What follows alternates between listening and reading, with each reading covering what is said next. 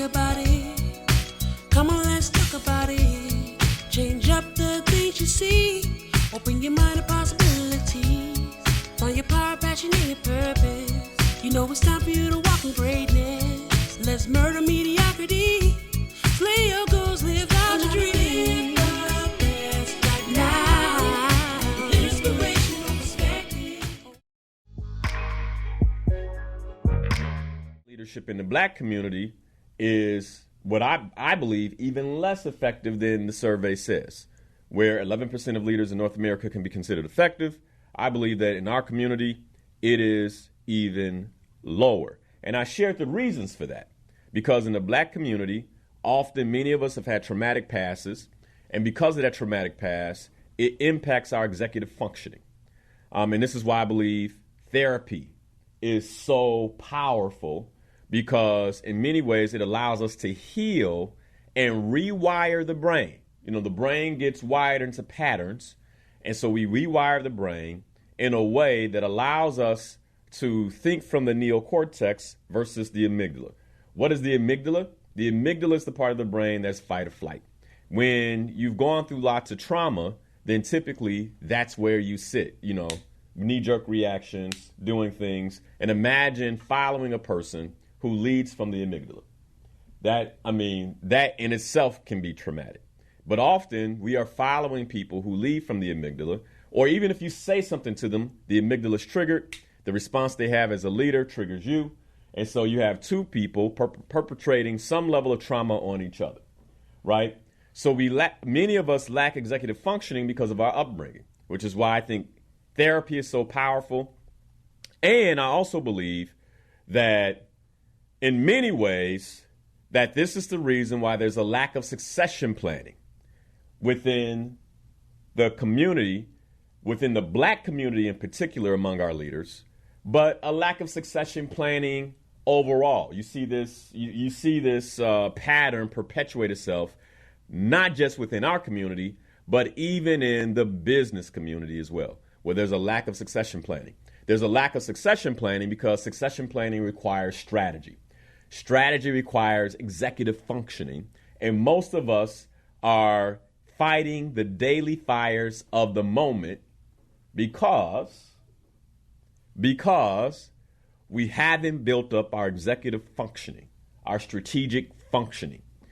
And this, in essence, is just a base level, if you will, Linnell Harris opinion on current leadership, okay? Now, you might say, who are you to talk about leadership? This is what I do for a living. I work with executives in Fortune 500 companies, providing leadership development, executive coaching, and consulting, okay? So this is what I do with leaders professionally for a living. So somebody's like, man, who's this guy? You know, okay, this is what I do. I walk into company after company, assess the leadership, work with the leadership, and one of the things I see overwhelmingly is an inability or a lack of strategic planning. Let me say this.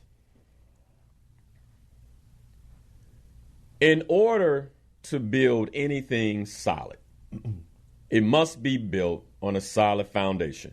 This is elementary. Most of us know this. However, when we look at our lives, I just want to say this.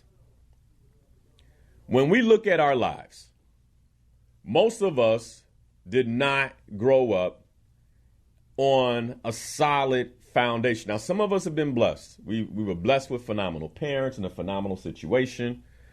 But for the majority of us listening, those of us in the black community, because the majority of folks that listen to this radio station is a black-owned radio station, happen to be African Americans. And when you look at the economic situation that many of us grew up in, when you look at the educational situation that many of us grew up in, when you look in the relational situation, your mom and dad, was dad even around? If he was around, how did they function? Was it dysfunctional or functional? Most of us grew up in some level of a dysfunctional family, right? And by the way, this is very easy to deny because you'd be like, no, my family was good. You know, it's like typically we don't notice dysfunction because it seems like it's our norm, right? And so it could be my norm. And so it's like, Linnell, don't talk about my family that way because this is my norm. But there are elements of it that are dysfunctional when you look at baseline how a family is supposed to operate. You know, growing up in a single father household is dysfunctional. Growing up in a single mother household is dysfunctional. That's not how it's meant to be. Okay. Now, you survived it. That doesn't mean that it was optimal. And so what I'm saying here is when you're growing up and the foundation isn't right, then this is one of the reasons why many of us have dreams, we have aspirations, we have goals that don't ever seem to truly manifest because we are trying to build this on a foundation that is not solid. Foundation being your mental, emotional, and spiritual well-being overall. And a lot of us don't understand that, you know, some of us are emotionally broken. I mean, this is based on the trauma. Some of us are mentally broken. How we think about things are just off a little bit. And I firmly believe with support that can be corrected. I do. I firmly believe that with support, and one of the biggest investments that we should be making is in ourselves. One of the best investments, Benjamin Franklin said it himself, the best investment you can make is pouring your purse into your head.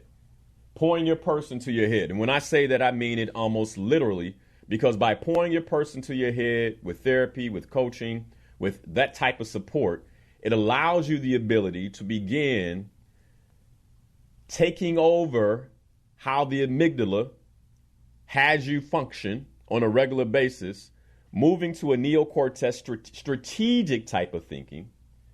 And that strategic type of thinking then allows you to build on a solid foundation.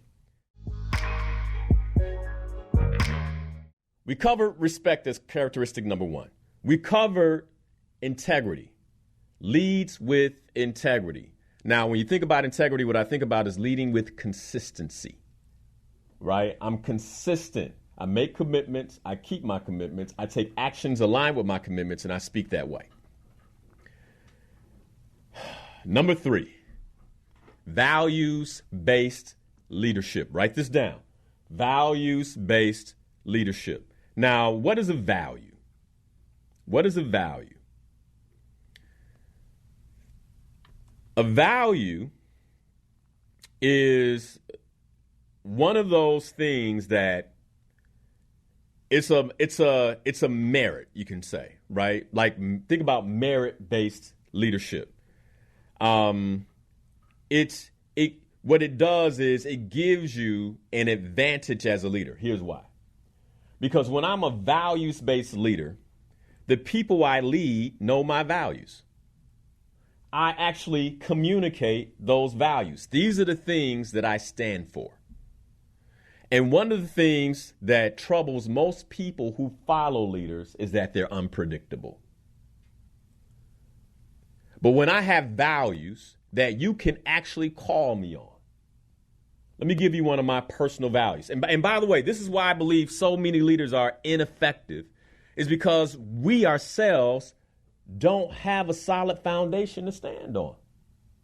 If I'm going to lead other people, I have to have a solid foundation that I stand on. The brother mentioned what's going on in government. Most of those leaders were elected not because of their leadership capability, but because of their funding. And it all comes down to funding. You want to know why what's going on in the schools is going on? Follow the money. Follow the money. What's going on in schools is being funded by 3 PAC organizations. What's a PAC organization? Political Activist Committees. It's being funded by 3 PACs. And all those packs are connected to the same person. You want to know why what's going on right now in the schools is going on is because there's one powerful person with money who has an agenda. That's it. Now, when leaders are leading with integrity and they're values-based leaders, they don't fall for it. And this is how I can say with so much clarity and authority that right now most leaders are not effective leaders. Now, values, there are 200 to 300 values in the English language. One particular value could be, like commitment could be a value. Fairness could be a value. One of my personal values is fairness and consistency. When I was in corporate America, and even now, when I'm working with people, I tell them it's not as much necessary now, but in corporate America, it's very necessary for me to say, one of my values, like when you think about me as a leader, what you can expect is fairness and consistency. And it was a value for me because I didn't experience that as a black man in corporate America. I didn't experience fairness. I knew what it felt like to be treated unfairly. And I never wanted somebody under my leadership to feel that way. And so I created a value that when I interview people, I let them know that if you work for me, this is what you have to look forward to. And it can work for you, or it can work against you. And I laid out my values because I believe, and by the way, if you're a leader, this is something you may want to adopt. I believe that interviews go two ways. Not only am I assessing you for the role, but you should be assessing me as a leader. Now, why is this? Why is this? Because more people die, based on research, more people die on Monday mornings at 9 a.m. than any other time of the week. Now, let that just sit with you for a moment. More people die at 9 a.m. This is research based. And it's time zone based too. Like, I gotta say everything. Somebody say, well, it was 10 o'clock in New York. Right? But it's time zone based, okay? Leaders hold a great deal of responsibility. Why do you think more people die? Let me ask Titus and I here in the studio. Why do you think more people die at 9 a.m. on a Monday morning than any other time of the week? What would you say is the reason why people die? At more people most people are dying during this time. Why are most people dying during this time? I would say more than likely because of the idea of going to work, going back to that 9 to 5, of getting that man on the job, because I don't want to say the routine, but the dread of not wanting to go. The dread. Think about that. I would rather die. I would rather die. I mean, you agree with that, Ade? Yeah, I was going to say anxiety and stress. Anxiety and stress from the workplace. That's coming up, yep. All right. Now, why do you think they have this anxiety and stress? Now, and let me say, for those of you who are listening, I've said this before, but anxiety, healthy anxiety, is a sign of lack of clarity. It's a sign of lack of clarity. Now, what is my leader supposed to do? I would say, as a leader, exactly what you were talking about. You have to have those core values and install those values in order to be a good leader, because we all know that great leadership always is a trickle-down effect. And so if you have positivity and great leadership, it does just rub off on everybody else, so you don't have that dread or negative anxiety in order for everybody to want to come to work. Gotcha. On that Monday morning at 9 a.m. What do you say, Dade? Yeah, along those same lines, because then that'll allow them to give them, see their vision, and then allow them to have clarity for themselves. Clarity for themselves. Mm-hmm. So hold on. A leader ultimately is supposed to provide clarity. And by the way, I shouldn't Like my presence as a leader shouldn't drive anxiety because you're not clear on how I'm going to show up. Right? Values-based leadership says, no matter what happened to me this weekend, no matter what my wife said when I was leaving, I'm going to show up consistently. Leading with integrity requires me to show up consistently the same way. And if I'm showing up consistently the same way, do you think people are dreading coming to the workplace at 9 a.m. on a Monday? Not at all. No. So the way I translate this data is that leaders are literally killing people. Hold on. Let's not call them leaders. Individuals with the title of leadership are killing Figureheads. people. Figureheads are killing people because they lack these competencies that I'm talking about. Because you don't know what you're walking into every Monday. And this person has some level of authority over your life and your emotional state. And some folks are saying, I'd rather die. I'd rather die than to show up. And what values-based leadership does is it gives the people that we lead the ability to, one, have an expectation of us. Do we have an expectation of our leaders? We should. Right now, we're going through the early stages of a presidential election. We're beginning to set the they're beginning to say, this is what you can expect of me. So a good question is, has President Joe Biden delivered on his expectations? The expectations that he set? The values that he set? Did he even set values?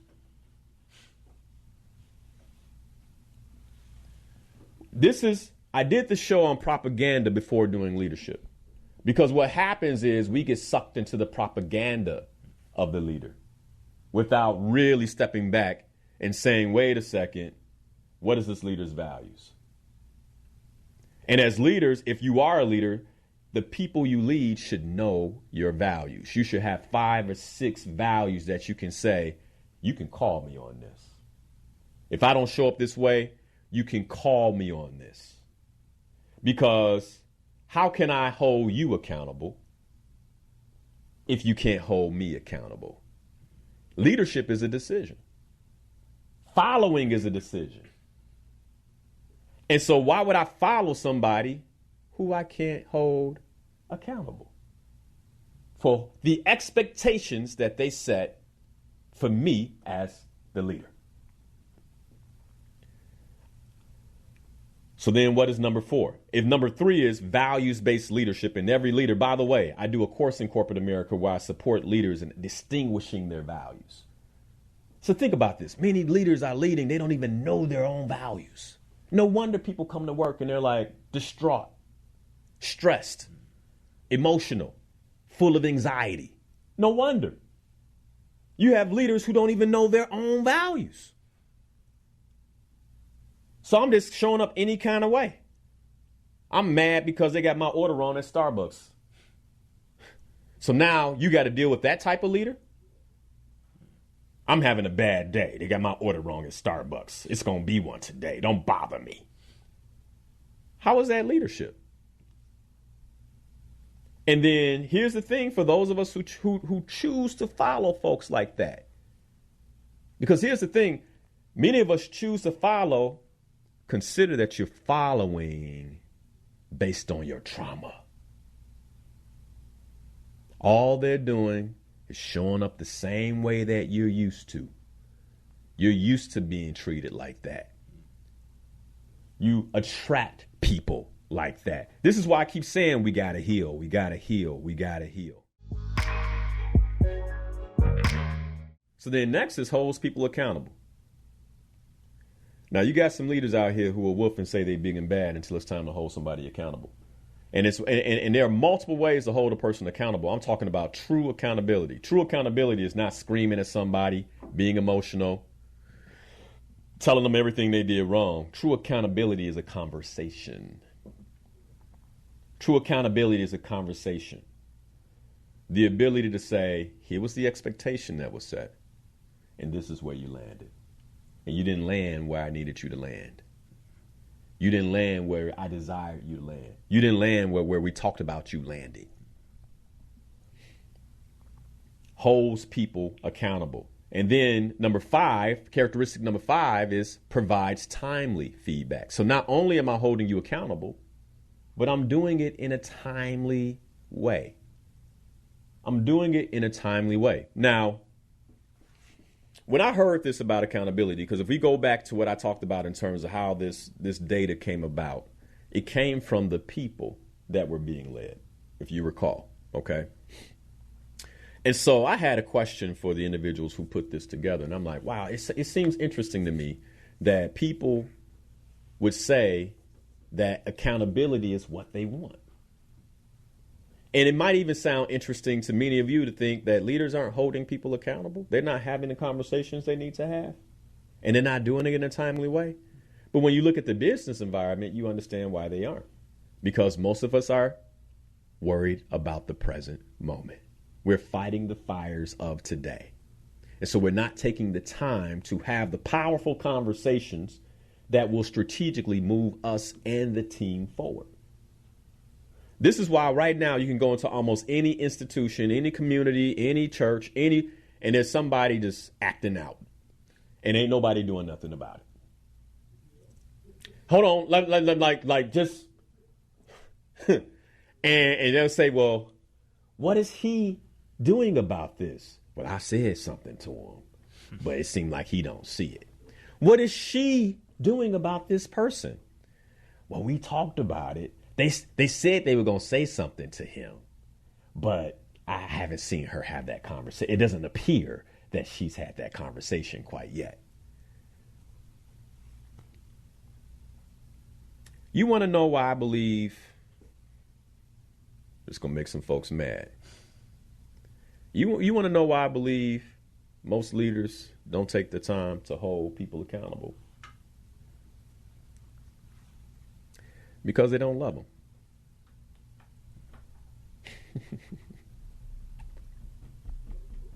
They don't love them. They don't care about that individual as a person in a deep, intimate way. Because when you love somebody, you can't watch them make a fool of themselves. You can't watch them be an outlier among everyone else. But hold on. And if they are the outlier that's creating stress, if you love everybody else, you can't deal with the outlier. Something's got to be done. But when you don't love the people that you lead, it can all be at a distance. Now, where did I get this from? When I talked to the consultant that supported the University of Chicago with this data, she told me, she said, Linnell, at the end of the day, we're all children. And we want to know that we're loved, and we want to know that the work that we do matters. Right? Yesterday, my son had to clean his room. Came back down, Dad, clean my room. Can you go look at it? He wants the accountability. If I was like, you good, then to him it means that how I clean my room doesn't matter. It doesn't matter. How I make my bed doesn't matter. By the way, we got some work to do on that. Right? He's 6, it's all good. But it doesn't matter, right? Most of us want to know that the work we do day in and day out matters. It matters. Ade, let me ask you a question. You'll create reels and things like that. If every time you created a reel or you created some of the digital stuff that goes up, if I didn't look at it, if I didn't say anything about it, would you wonder? Like, would you start to wonder, like, man, did he even need this? Or Yeah, for sure. right? Yeah. Now, does the feedback always feel good? Does it? No. But isn't it interesting how that feedback makes you know the work you're doing matters? Mm-hmm. Yeah. Most of us want to know. We don't like feedback. Most of us don't like feedback. We have a visceral reaction to feedback, right? But almost everything about humans are counterintuitive. We also want to know that what we're doing matters. So I don't want the feedback, but I want to know that I matter. And most leaders get caught up in they don't want the feedback. They get caught up in that emotional experience, not remembering that to be a leader means you're willing to venture into the unknown, including a person's emotional state, to say what needs to be said based on the commitment. A leader leads with integrity, the commitment you have to the people that you lead, holding them accountable. One of the things I'm learning as I work as a coach, I've been doing this work over a decade, leadership development, etc. Almost everything we should do is counterintuitive. If I feel like I don't want to have the conversation with Ade, I should have the conversation with Ade. Right? Almost everything we should do is counterintuitive. If I feel like I want to turn on Netflix and chill, I probably got work to do.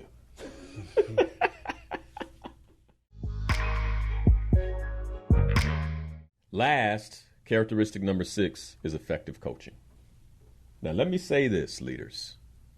Let me say this. And I know somebody gonna say, "But you ain't doing it right now." I'm gonna give you the example. Okay.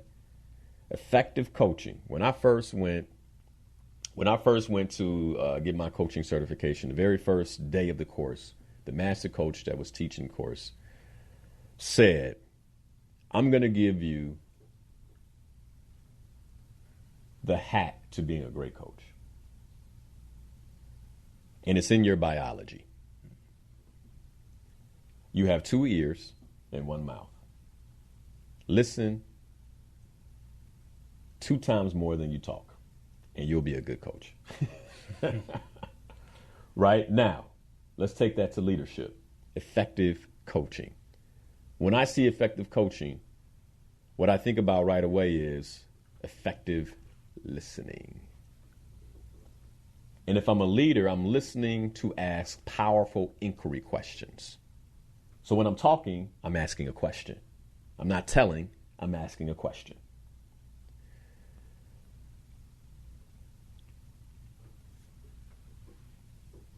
One of the classic flaws of those who hold the role of leadership is they talk too much. Talk too much. And the people who are actually doing the work, if you just sat back and listened and asked questions, you would learn everything you need to know. Now, somebody right now is going to say, "You didn't even take calls. You didn't listen." I'm not coaching right now. I'm teaching. It's the difference. I'm teaching. Okay. And the sum of what we have is these 6 characteristics: respectful, leads with integrity, values-based leadership, holds people accountable, provides timely feedback, and effective coaching. So the question I have for us is, going into 2024, leaders, which of these characteristics will you develop? I want you to choose one. But if you call yourself a leader, which of these characteristics will you develop going into 2024? Saying, "Hey, Linnell, I heard you. Man, this is hitting. I want to be a better leader." Okay.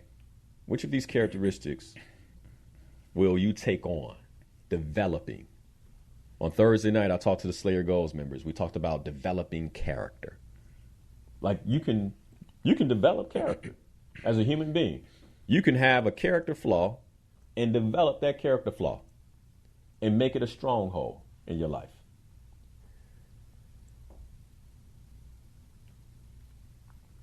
So which will you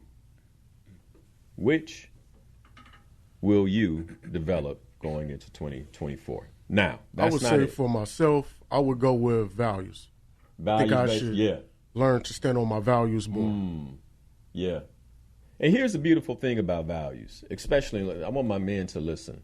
The men, especially those who are married. You married, Titus? No. You're not? Okay.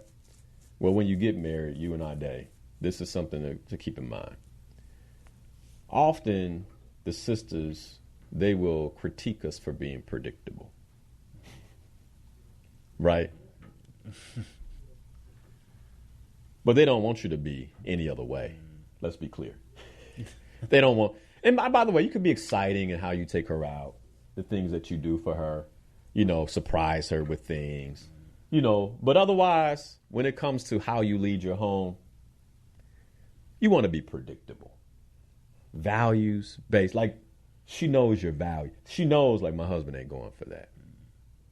He ain't, that's not, no. You can't come in the house and do that. That my husband ain't going. You show up, you see that, you can't. That's not going to work, right? Values-based leadership. If your father saw that, right? Because his values are against. Let me tell you, the one time that I was ready to put my hands on Legend, like for real, is when he disrespected his mother. Like he saw the value, like the values that his father, like, boy, I had to stand and stay awake through all the pain and travailing she did to birth you, to watch you, your little body, like he was about like 4 when it happened. You don't even got full access of the English language. And to watch you disrespect your mother, like, are you kidding? Values based. She knew too. She went to go protect him. He was disrespecting her, and she went to go protect him from me. Because she knew he ain't going for it. Oh, Linnell ain't going for that. This boy gonna get hurt. Right? Values-based, predictable. How does an effective leader become inspirational? Because one of the things we talked about in the 21st century is how inspirational leaders have popped to the top. We're talking about pop to the top, right? How does a effective leader become inspirational? So, Linnell, I'm working on these qualities: respectful, I lead with integrity, values-based leadership, holds people accountable, provides timely feedback, effective coaching. I'm working on these things. I got it down. But the other thing that moves people is the ability to inspire and motivate. Like, human beings have to be inspired and motivated. Like example, like Coach Prime. Like, man, Coach Prime. Let me say this about Coach Prime. We talked about sports leaders and business leaders, but here's one thing that I think we as business leaders can learn from Coach Prime. Have you all noticed, for those of you who are into this, how the team performs after halftime? Now, this is important for any leader. I've peeped it. When your team is on the field, you only have so much, right? When your team is working, when they're out working, they travel and they go off to do what it is that you all committed to do, you only have so much control. And then you may get, and then you get the results. The results are in the score, right? So business results come back. That's in the numbers. In sports, the results are in the score. So you don't get, as a coach, he's not getting the results he wants. So he has an opportunity to meet with the team, everybody, at halftime, right? What great leaders do is they have the ability to go through all. Do you think that when Coach Prime goes into the locker room at halftime, that he's respectful? You think he's pulling them down and being disrespectful? No. Do you think they believe in the integrity of his leadership? I mean, he's already shown us he can do pretty much everything that everybody does on that field, right? So, okay, we know the man's value. One of his values is winning. Okay? One of his values is excellence. We know this, right? So then so we can keep going. All right, we know this. And we know he holds people accountable. He'll come on, they say, Coach Prime, what do you think you need to do going into the second half? We got too many penalties. We're making too many mental mistakes. That's what I'm talking to the team about. Goes into the huddle, and he's talking to them about that. The feedback is timely because it all just happened in the first half. And I'm sure after he says what he has to say, they're listening to what's happening. He's listening to them say, well, this is what's going on the field. When you look at this brother's second half Like, honestly, when they play Oregon, if the second half was the game, they would have won. They were down 42-0 going into the second half. And the game was 42-20 in the end. That's solid leadership. I'm just saying, leaders make adjustments. Leaders make adjustments. Same thing happened yesterday, right? Leaders make adjustments. They scored 1 touchdown, USC, in the second half. I believe. Don't quote me on that. But how many did Colorado score? My point, leaders make adjustments. Now, he's inspirational as well. How do you become inspirational as a leader? Or how does an effective leader become inspirational? Well, I have an acronym that I like to use, right, in terms of inspiration. And it's called HAVE Courage. And the HAVE is the acronym. H for humility, A for authenticity, V for vulnerability, and E for emotional intelligence. Humility doesn't mean you don't talk about who you are and what you can do. But humility means that you are full aware that you don't know it all. That I need you. I need the people on my team. I can't do this all by myself. Humility in I don't know it all. There are things I don't understand. You are better than me at this. You are expert at this. Like, I'm humble. I'm humble.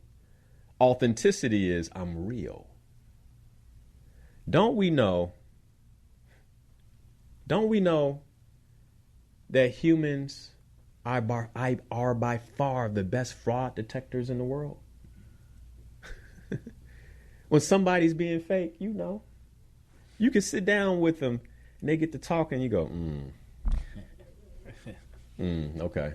See, we're not being real today, right? We know when someone's being real. We know when someone's being authentic with us. And we know when people are just telling a lie. Or they're being a lie. And then to that point, V is for vulnerability. I believe one of the major qualities we're missing with leaders today is vulnerability. I'm human too. I'm human too. I struggle too. I have doubts too. And it's one of the reasons why even here sometimes I share with people like I struggle with some of these same concepts. Like none of this is perfect. Nobody's perfect. I'm definitely not. Vulnerability, the ability to tell stories about you that help other people grow. Here's where I messed up. I mean, the whole story in Respect was a vulnerable moment for me. It's me telling you all last week about my own levels of disrespect for people I led. That takes vulnerability. But you know what's inspiring about vulnerability? Is that you must have come around at some point if you can tell the story. And if you can come around, so can I. That's what inspires people. And then emotional intelligence.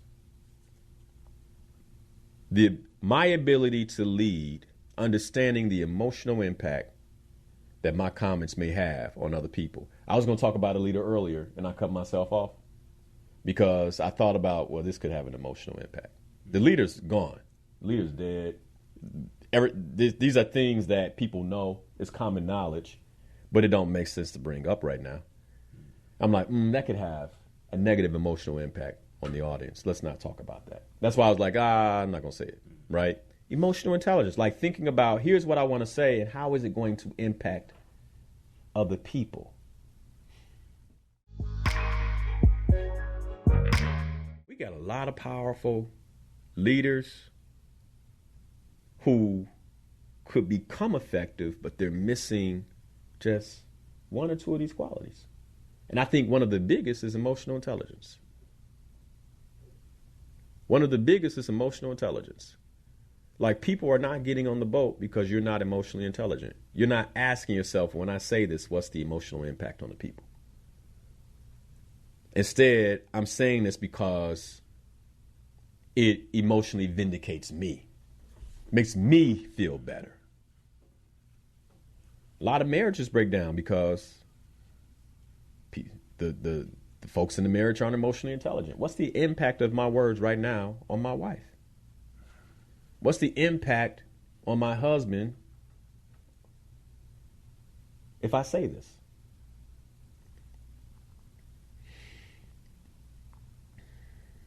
I got 2 minutes. Here's what makes a humble leader powerful. When they know what they don't know, and they're willing to listen to others that do know. That's what makes a humble leader powerful. So the big question I have for the audience before I close, I'm going to share some quotes to close. And then next week, we're going to go into part 3. I thought I might get into some of it but it didn't happen. Question is, are you committed to being an effective leader? If you're a parent, you're a leader. If you're a spouse, you're a leader. You're in a relationship, you're a leader. Are you committed to being an effective leader? Jim Rohn said this: the challenge of leadership is to be strong, but not rude. To be kind, but not weak. To be bold, but not bully. To be thoughtful, but not lazy. To be humble, but not timid. To be proud, but not arrogant. And to have humor without folly. That is the challenge of leadership. Leadership in itself is a challenge. The competencies to be a leader are a challenge. But if you call yourself a leader, I'll end with this. Abraham Lincoln said, whatever you are, be a good one. Hey, my inspired peoples. Linnell Harris here, certified ontological coach and trainer. I'm so excited that you're watching the channel.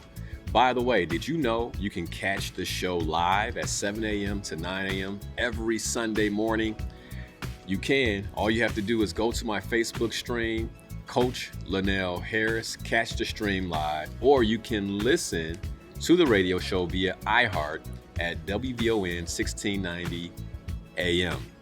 But since you're here, if you love the content, I ask that you share it, like this particular video, and subscribe to the channel. I hope you're having a great day.